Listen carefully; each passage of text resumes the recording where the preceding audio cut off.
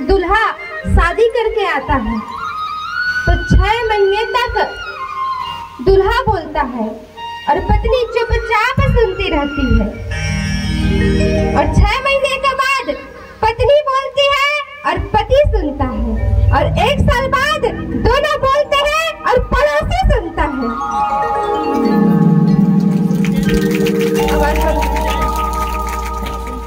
होता है कि नहीं?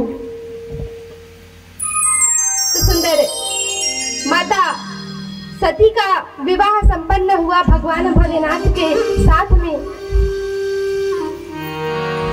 अब विवाह हो गया तो कैलाश पर्वत पर लेकर के आए।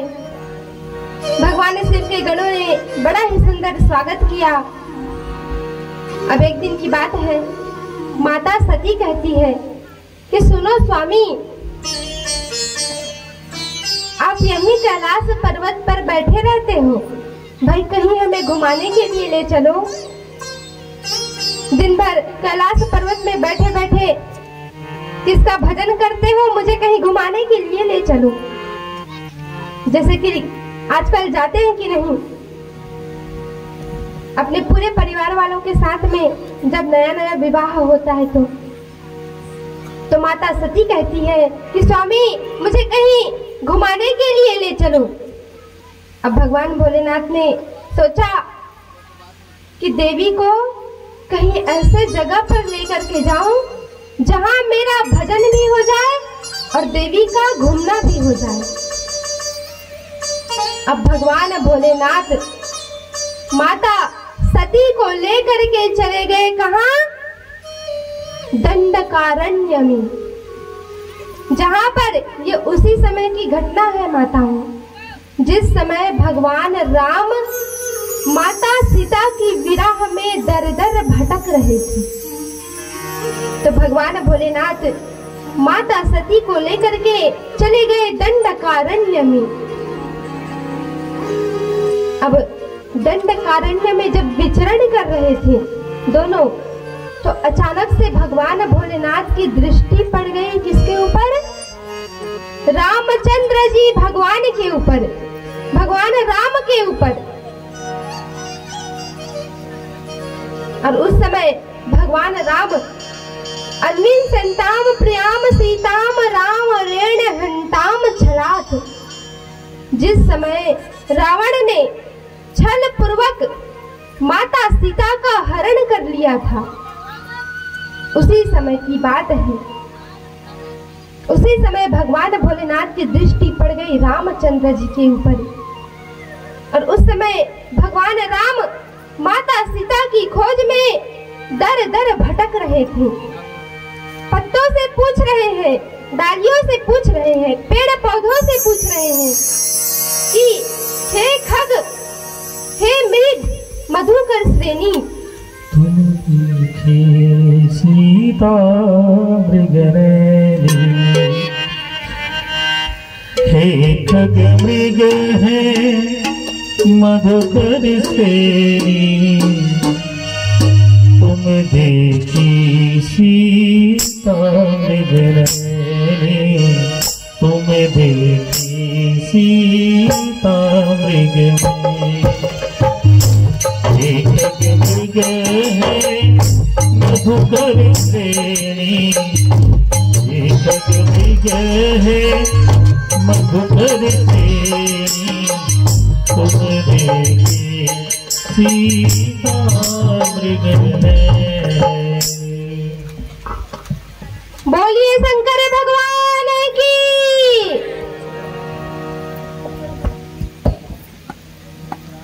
और उस समय भगवान भोलेनाथ की दृष्टि पड़ गई रामचंद्र जी के ऊपर। रामचंद्र जी अपने पत्नी की विरह में दर दर भटक रहे हैं, और जैसे ही भगवान भोलेनाथ ने देखा, भगवान भोलेनाथ ने देखते ही कहा, जय सच्चिदानंद जय जग पावन। देखा, जैसे ही देखा, बोले जय सच्चिदानंद स्वरूप मेरे प्रभु को मेरा प्रणाम है।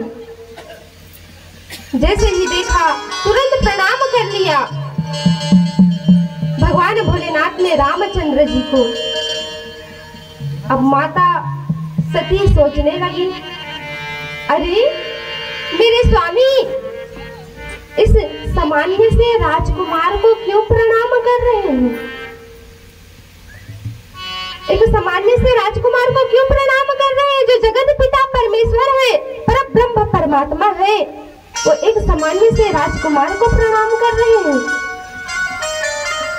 भगवान भोलेनाथ समझ गए कि देवी को संशय हो रहा है, और भगवान भोलेनाथ ने कहा, ज्येष्ठो रामाभिदो विष्णु पुरासो निरुपद्रवा। बोले देवी संशय क्यों कर रही हो? ये साक्षात भगवान नारायण है, और ये जो इनके पीछे पीछे चल रहे हैं ये शेषावतार है लक्ष्मण जी। परंतु माता सती मानी नहीं। तो भगवान भोलेनाथ ने कहा कि देवी अगर आपको मेरी बातों पर भरोसा नहीं है, विश्वास नहीं है, तो स्वयं राम परीक्षा में ही स्वयं राम जी की परीक्षा लेकर के देख लो, सब दूध का दूध और पानी का पानी हो जाएगा। माता सती कहती है, बात तो सही कह रही है, अब मैं स्वयं जाऊंगी और रामचंद्र जी की परीक्षा लूंगी। मैं सीता माता का रूप बना करके जाऊंगी, और अगर वो परब्रह्म होंगे तो मुझे पहचान जाएंगे कि मैं सीता नहीं सती हूँ, और अगर नहीं पहचाने तो मेरे साथ वैसा ही व्यवहार करेंगे अपनी पत्नी की जैसा ही।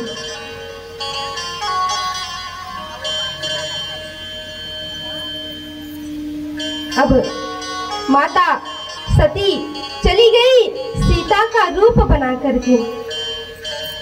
अब देखिए माताओं, रूप तो किसी का भी बनाया जा सकता है। आजकल प्लास्टिक सर्जरी के अनुसार किसी का भी सेम फेस बनाया जा सकता है, परंतु स्वभाव नहीं बनाया जा सकता। आप उसके व्यवहार को बना पाओगे, उसके स्वभाव को नहीं बना पाओगे। अच्छा बताइए, जब भगवान वनवास गए थे तो माता सीता आगे आगे चलती थी कि पीछे पीछे भगवान राम के? बताइए, आगे आगे चलती थी कि पीछे पीछे? पीछे पीछे चलती थी ना। अब माता सती तो सीता जी का रूप बना ली, परंतु स्वभाव नहीं बना पाई, और रामचंद्र जी के आगे आगे चलने लगी।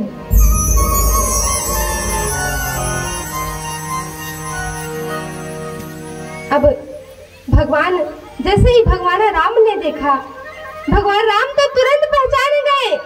बोले, अरे माता जी। माता सती चौंक गई, अरे माता जी, मैं तो इसकी पत्नी का रूप बना करके आई हूँ, और ये कह रहे अरे माता जी। माता सती चौंक गई। भगवान राम कहते हैं, माता जी, आप इस अकेले जंगल में कहाँ विचरण कर रही हो? कौन संबुस्ते नमो गता? अरे नमो कहाँ है? नमो। बोले नमो? कौन नमो? बोले भोले बाबा कहाँ है?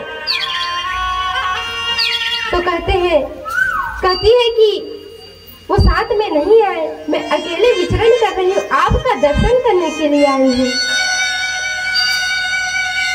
और जैसे ही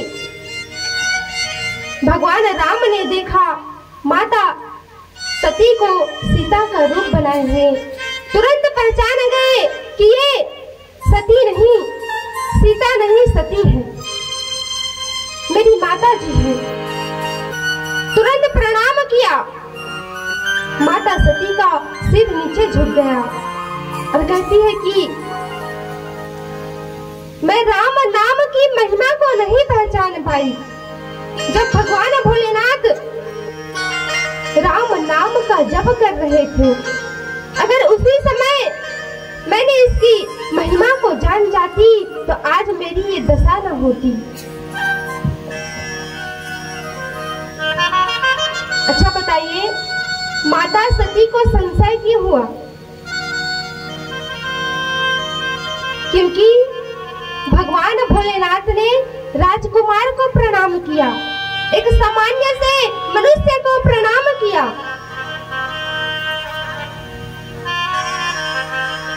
देखिए, अगर प्रधानमंत्री किसी नौकर को प्रणाम करे तो उनके यहाँ की देवी जी कहेंगे कि नहीं, कहाँ आप प्रधानमंत्री और इस नौकर को प्रणाम कर रहे हो?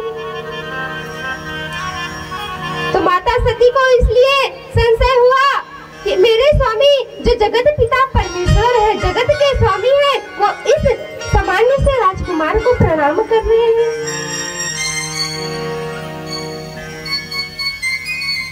अब बोले दूसरा संशय इसलिए हुआ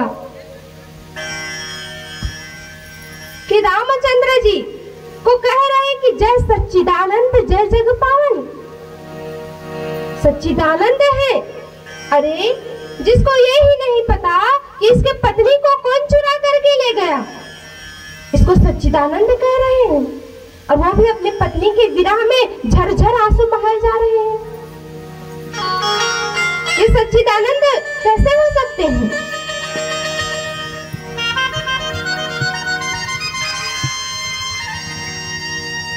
माता सती राम नाम की महिमा को समझ गई और भगवान राम से कहती है कि प्रभु मुझे कृपा करके बताइए कि मेरे स्वामी ने आपको प्रणाम क्यों किया। मेरे स्वामी जो जगत पिता परमेश्वर है उसने आपको प्रणाम क्यों किया? तो सुंदर रामचंद्र जी एक कथा सुनाते हैं। कह रहे हैं कि एक बार की बात है, भगवान भोलेनाथ कैलाश पर्वत पर अपनी गौशाला में बैठे हुए थे।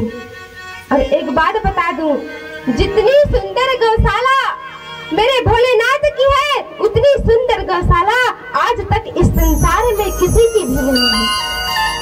इतनी सुंदर गौशाला है भगवान भोलेनाथ की। भैया आवाज बढ़ाइए।